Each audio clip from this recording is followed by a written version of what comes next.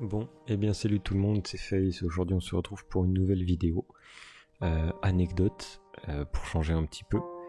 Je vais du coup revenir sur un accident qui m'est arrivé il y a maintenant un an. Donc à l'époque il y a un an, j'avais une 50, une Regio MRT. Donc j'ai eu un accident qui m'a vachement marqué. Du coup, de base, je suis pas trop à parler, tu vois, de ce que j'ai vécu, mais c'est vrai que si je peux aider certains et faire réfléchir certains avec cet accident, voilà, c'est donnant. Du coup, je vais vous expliquer tout ce qui s'est passé pendant la journée du 11. Donc, l'accident a eu lieu le 11 juin. La journée se passait plutôt bien, tu vois, tranquille, chill. On arrive vers 15h, 15h30. Un ami me demande pour aller à hier à un entraînement wheeling entre potes. Du coup, moi à ce moment-là, je me dis bah pourquoi pas, ça peut être top, tu vois. Donc, du coup, je décide de prendre la moto. Et donc, je m'équipe tout. Je la sors du garage. Et en la sortant du garage, je commence à avoir une sensation, tu vois, le 6e sens qui me dit sors pas la moto. Mais ma tête, moi, me disait vas-y, sors quand même. Donc j'ai plus écouté ma tête et pas mon cœur. Et ce qui s'est passé, bah ça a mal tourné, quoi. Donc du coup, je sors quand même la moto. J'arrive au bout de mon allée, donc je démarre tout, je démarre, etc. J'arrive au bout de mon allée et déjà je me fais griller la priorité une fois. Donc priorité à droite, la voiture me passe devant le nez. Un avertissement. Mais moi je décide de quand même rouler. J'y vais quand même. Je refais même pas 100 mètres. Deuxième priorité à droite. On me regrille la priorité. Du coup là ça fait quand même beaucoup. Mais je décide de quand même continuer. J'arrive du coup au niveau de 15 sous Sénard. Et là, je vous laisse du coup avec la vidéo que j'ai fait en extérieur pour mieux vous expliquer ça. Et je vous reprends après. Bon, du coup les gars, nous voilà dehors. Je vais vous réexpliquer en gros ce qui s'est passé. Donc pour vous la faire simple, ça s'est déjà passé ici. Et en gros, attends, je descends de la moto. En gros, donc moi j'arrivais de là-bas, tu vois, il y avait deux voitures. Et il y avait une voiture marron et une voiture grise, donc vous pourrez voir sur les photos après.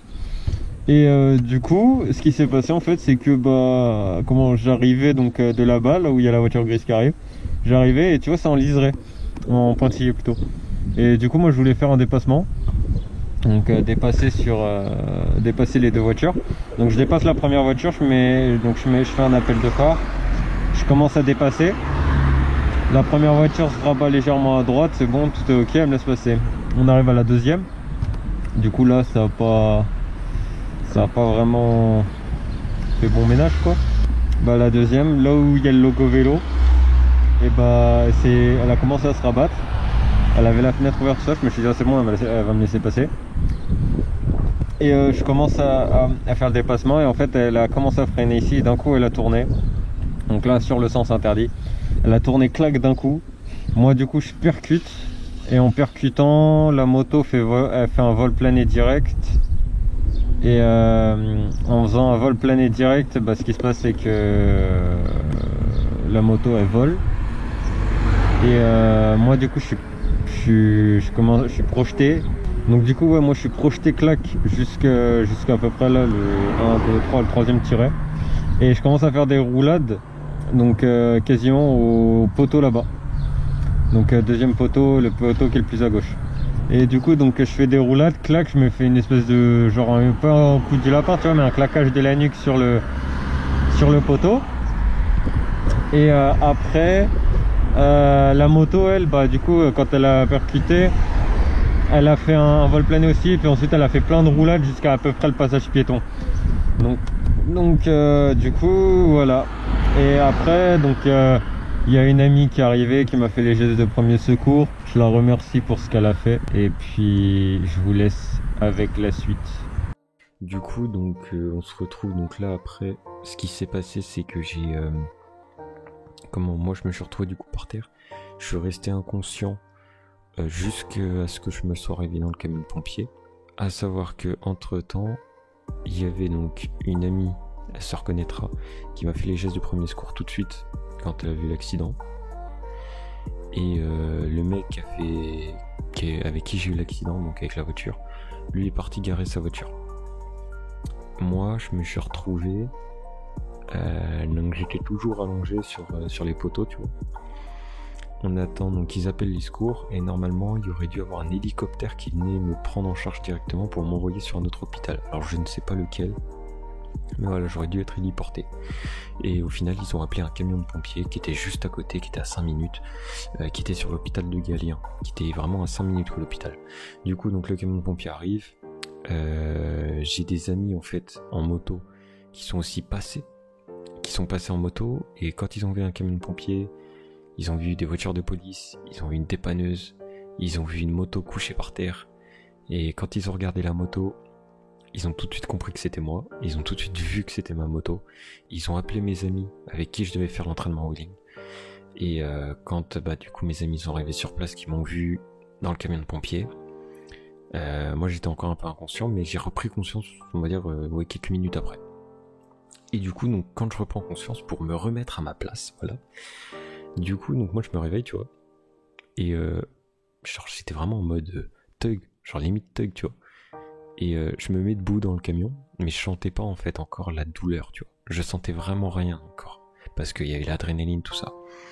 Du coup je me réveille, genre je me mets debout, j'ai décide donc les pompiers se retournent, ils me voient en train de me mettre debout, ils me refoutent sur le brancard direct, et ils me disent qu'est-ce que tu veux. Et moi je demandais à savoir où était ma moto, en priorité, où était ma moto. Je voulais même pas savoir comment j'allais bien, tu vois. Je veux savoir où est ma moto.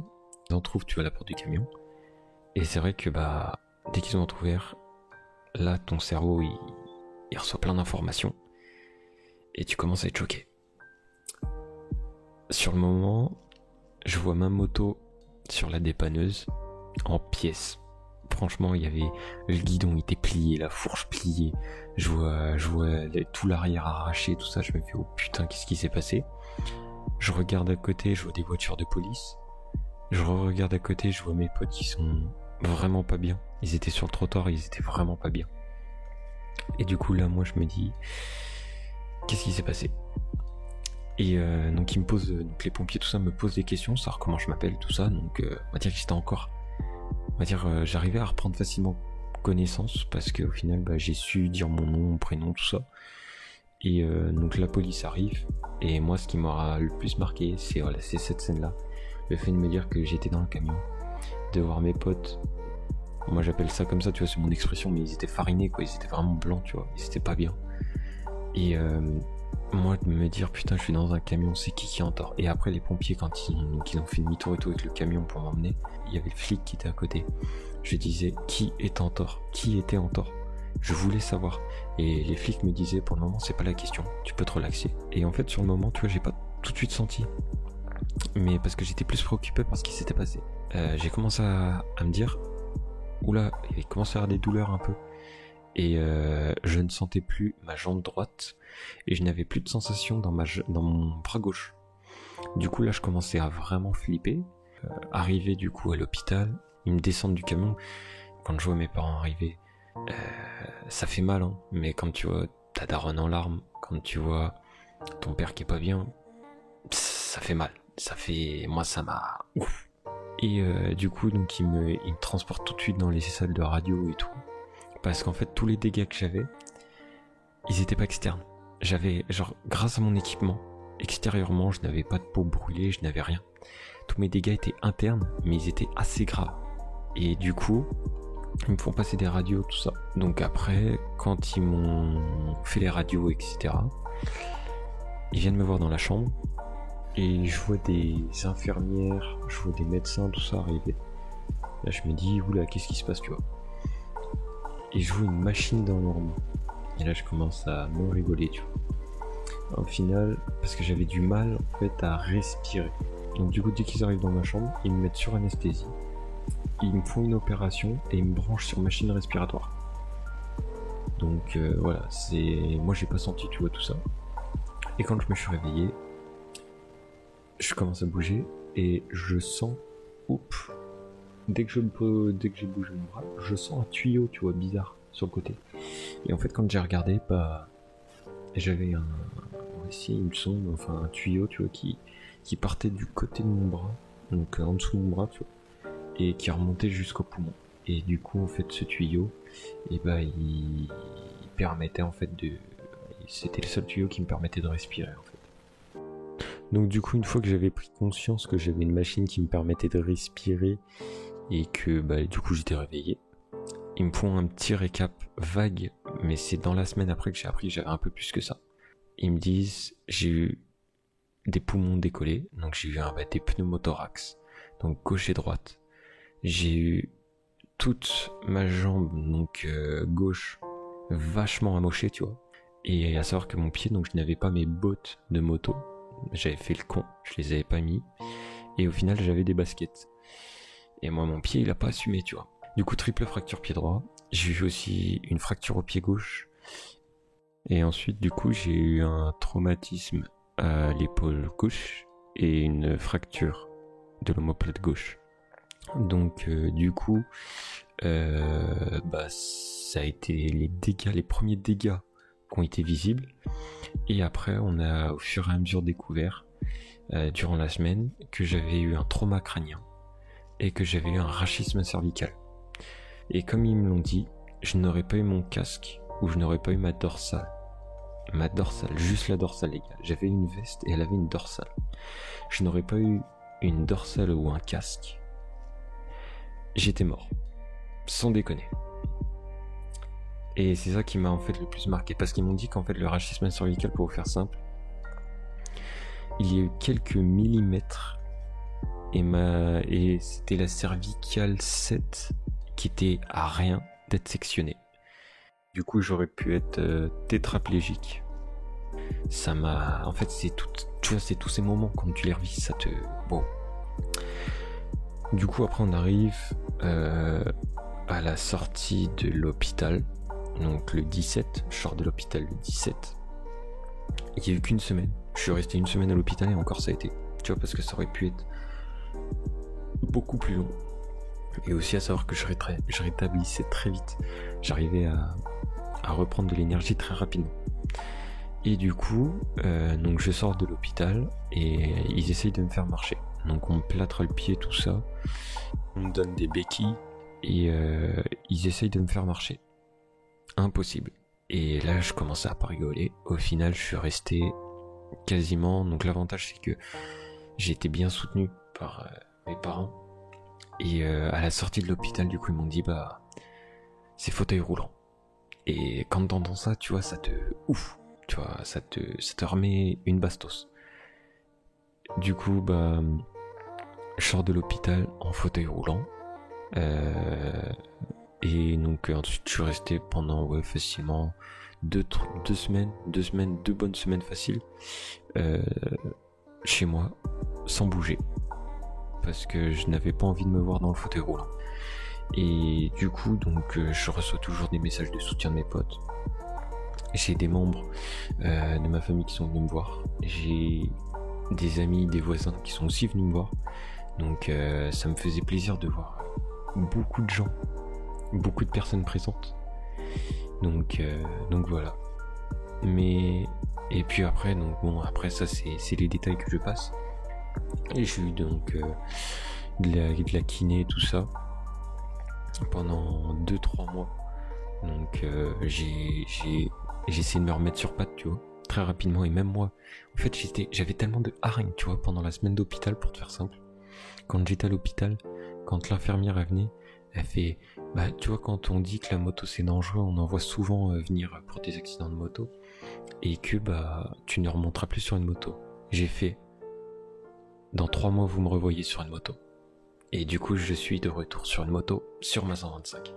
Parce qu'en fait c'était, tu vois, pendant toute la semaine d'hôpital, ma seule force que j'avais en tête, c'était de me dire, je remonterai sur une moto.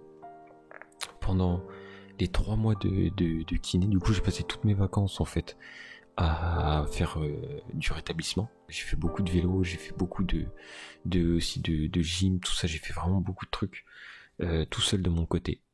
Et ce qui m'a énormément aidé au final, parce que le travail seul que j'ai fourni a aidé aussi les médecins.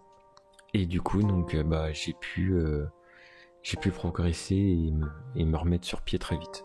Ce que je peux vous dire, les gars, si vous vous équipez pas pour vous, moi c'est surtout ça qui m'aura marqué, c'est si vous ne vous équipez pas pour vous, équipez-vous juste au moins pour vos proches. Parce que on en voit trop. Je prends par exemple l'été. Quand je vous dis les gars, l'été, c'est bien, on veut kiffer. On est en moto, on veut kiffer, il fait beau, il fait chaud. Mais des fois, c'est là où l'accident, il est le plus présent. Où t'as cette aura d'accident qui est le plus présent.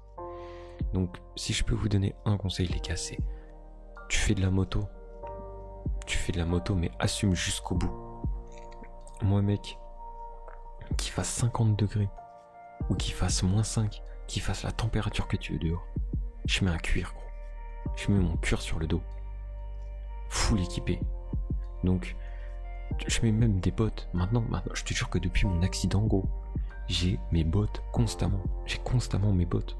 Du coup, les gars, voilà. Équipez-vous. Faites attention à vous.